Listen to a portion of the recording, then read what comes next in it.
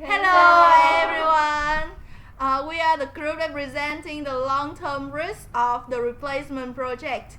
Our group have 5 members. This is Đức, Mai, Nghĩa, Hương, and me. My name is Lang. So welcome to our presentation. Now let's jump right into our table of content. In our table of content, we have 5 main parts. The first part is about the general terms. The second one is about the sensitivity analysis and also the example of the sensitivity analysis. Last but not least is about the replacement project and the example of it. So the first part is the visualize issue. In this part, I will explain to you some terms or conditions you may find hard to understand when calculating the project cash flow. So the first part is the projected cash flow statement. Its definition includes the inflow and outflow of an economic entity in order to determine when or how much and for how long cash deficit or surplus will exist for that entity. And the procedure to estimate the cash flow is first obtaining the information, second ensuring that everyone have the realistic economic assumption, and the third is make sure there are no bias. In this part, cash flow versus accounting income, we must use the net cash flow when we calculating the capital budgeting, not the accounting income. The reason why is because capital budgeting is based on the project cash flow of a project, not the projected profitability. Profitability represents in the income and the expense of the business. So remember, use the net cash flow. The next one, you include the cash flow effect of asset purchases and depreciation. Now, accountants don't deduct the depreciation directly from the accounting income. Instead, they deduct depreciation expense each year throughout the life of the assets. So remember, depreciation must be added back when estimating the project operating cash flow. And you can see the formula in this part. Interest charges are not included in the project cash flow, and the reason why is because market interest rate already included in the project risk adjusted cost of capital in the purple part. So if we include the interest, we will count it as 2 times. So it will make the formula wrong. The last part will about negative within firm externalities. Um, New business eat into company existing business. For example, if a company launch a new type of product, the customer will not want to buy its own products. Basically, they have the money and they can buy the new things, not the old ones. Next is the positive within the firm externalities.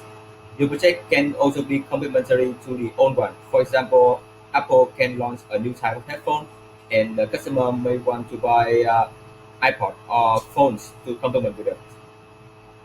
In the next part, Miss Hum will introduce you about sensitivities. Please welcome her.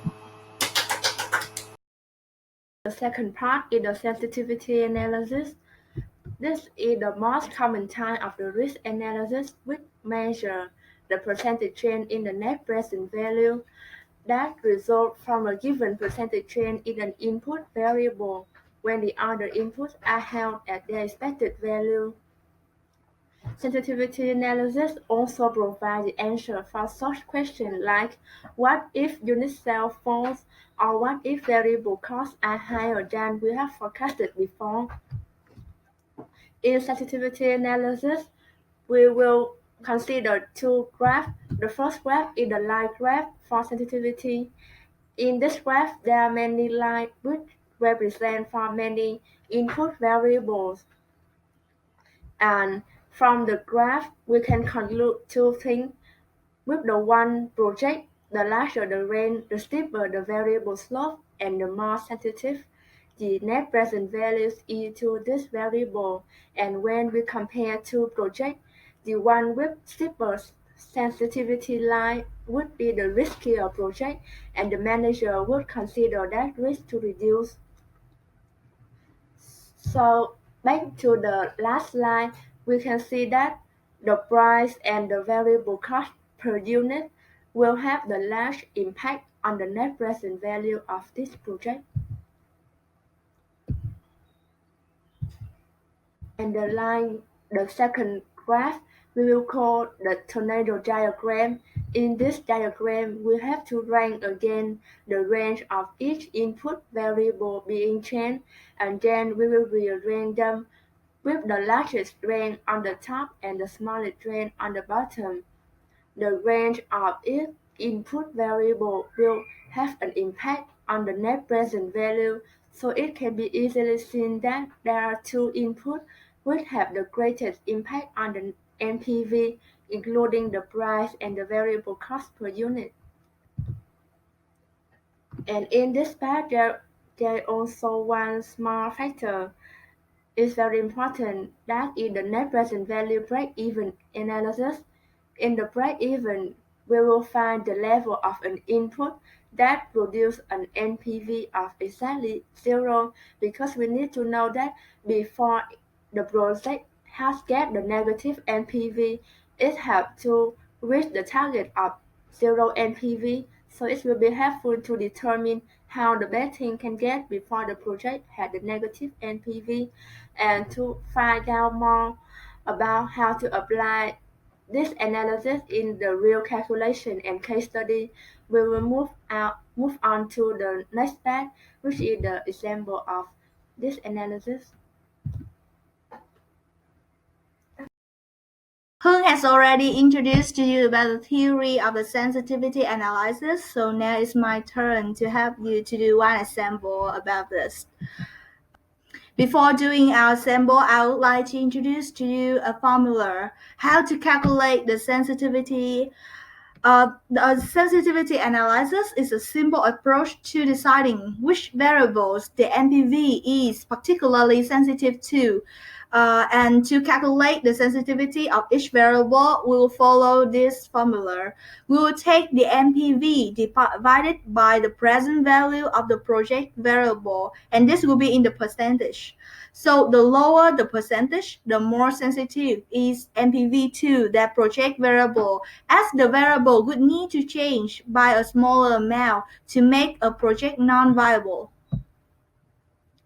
So this is our example. This example is about Canonical. Canonical is considering a project with the following cash flow, like the table you can see. So the cash flow arises from selling 650,000 units at $10 per unit. Canonical has a cost of capital of 8%, and this exercise requires you to measure the sensitivity of the project to changes in variables. Before using the formula that I have already given to you, we need to calculate the NPV of this project. So the NPV of the cash flow is as follows.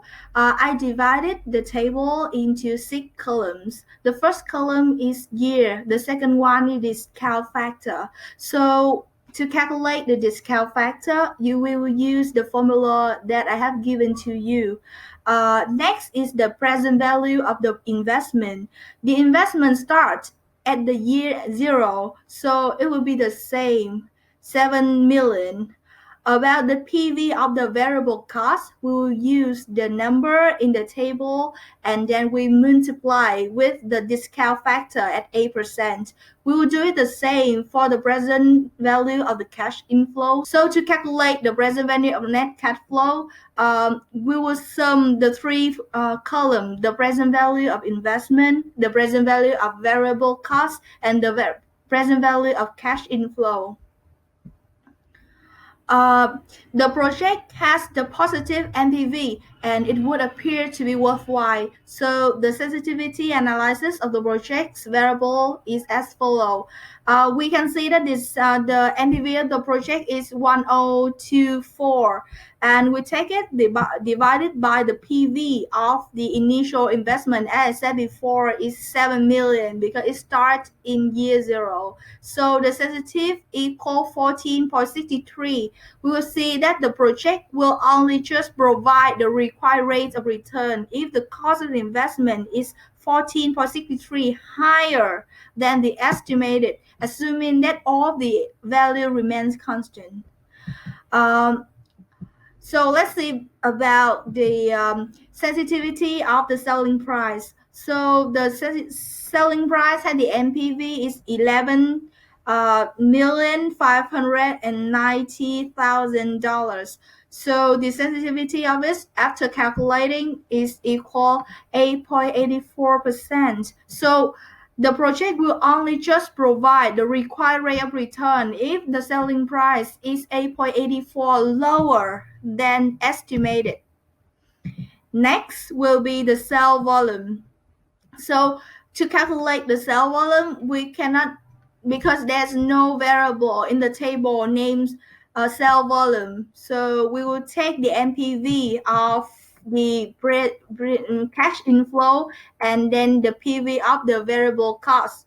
We'll take 11,590 minus 3,566 to be the PV of the sales volume. We apply the formula and we have the sensitive of sales volume is 12.8%. So the project will only just provide the required rate of return if the selling price is 12.8% lower than estimated.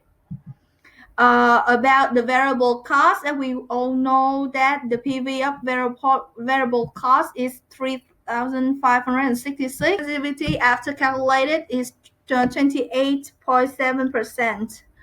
The project will only just provide the required rate of return if the selling price is 28.7% higher than estimated. So now we'll consider about the cost of the capital. We know that the cost of capital of this project is 8%, so we have to calculate the IRR first to know the sensitivity of this. So I have already provided you the formula. We will choose to randomly rate one low rate and one high rate to apply in this formula. I choose the rate of return for 15% and 20%, and I have already calculated in this table, you can see. So the IRR of this project is 18.56%. The cost of capital can be increased by 132%. So how can I know this number? I'll take the IRR 18.56% minus the cost of capital of this project 8% and divide it by 8%. So the cost of capital can be increased by 132% before the NPV of the project is negative. In conclusion, there are two elements that make the NPV appears to be the most sensitive. One is the selling price with the sensitive equal 8.84% and the other is sales volume equal 12.8%. So the management should pay attention to this factor. So as Lang and her has introduced to us about the sensitivity, this is a very useful tool to measure the risk of any project. But now in our video, we just focus on the replacement one. So what is replacement analysis? This will be carried out when there's a need to replace the currently owned equipment. And the currently owned equipment will be called Defender, and the new possible alternative one will be called Challenger. They will perform the replacement analysis when the equipment has been broken down or the technology is out of date or some other reasons such as the functional, legal, style, or economic obsolescence. To help you to understand it clearer, we will compare with the expansion projects. So the main difference here is that the expansion projects will keep on the equipment the same, and they will try to increase the sales of current products or introduce a whole new products into the market. While the replacement projects, they will eliminate the old equipment and then replace it with a new one. There are 5 basic steps in replacement analysis. The first one, we will try to collect and insert all the input data, and then we will calculate the net cash flow before replacement. And the next step is to calculate the new cash flow that will be generated by the new machine, and then we will come up with the incremental cash flow, which is the difference between the NCF after replacement and NCF before replacement. The last one, we evaluate the replacement project, and we accept it when the NPV is positive. So that is the end of my part, and next my friend Mai will continue the presentation with the numerical example. Okay, so next we will go into detail about our replacement analysis example. It's about the Taylor Toy Corporation, which are considering to replace an old injection molding machine that had purchased 2 years ago by a new machine with the cost of $8,000.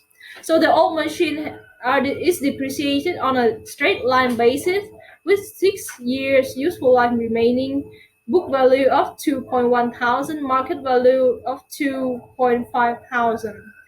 The annual depreciation charge is $350 and with a scrap value of $500. Machine had a cost of 8,000, WACC of 15%, and the tax rate of 40%. So firstly, we will find out what is the change in depreciation after we replace the old machine. The new machine depreciated on the MACRS 5-year plus basis with the percentage as follows. So by calculating the depreciation on the new machine in the year 1, we take the cost of 8,000 multiplied by 20% equal to 1.6 thousand. And the old machine has an annual depreciation of $350. So the change in depreciation will be 1.25 thousand. And with this number, we multiply with the tax rate, which is 40%, we will have the depreciation tax saving. Next, if the corporation replace the machine, it will increase the sale by $1,000 and decrease the operating expense by 1.5 thousand. So the increase in before tax revenue will be $2.5. The tax rate is 40%, so the after tax revenue will be 1.5 thousand.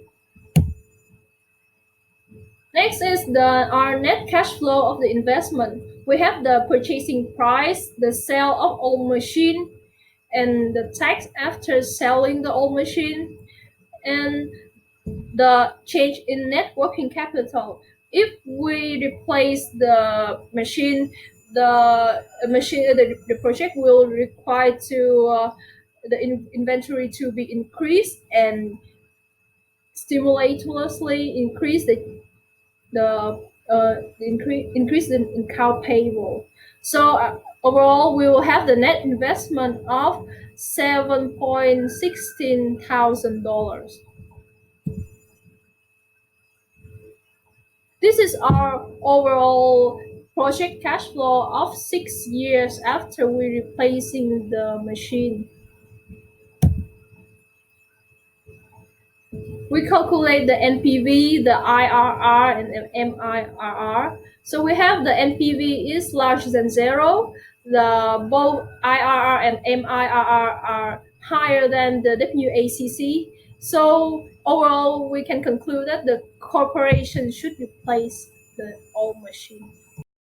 So that is the end of our presentation. Thanks for your watching. If you have any questions, please ask us in the class. We also leave the link of the PowerPoint slide under this video, so please check it out. Bye bye.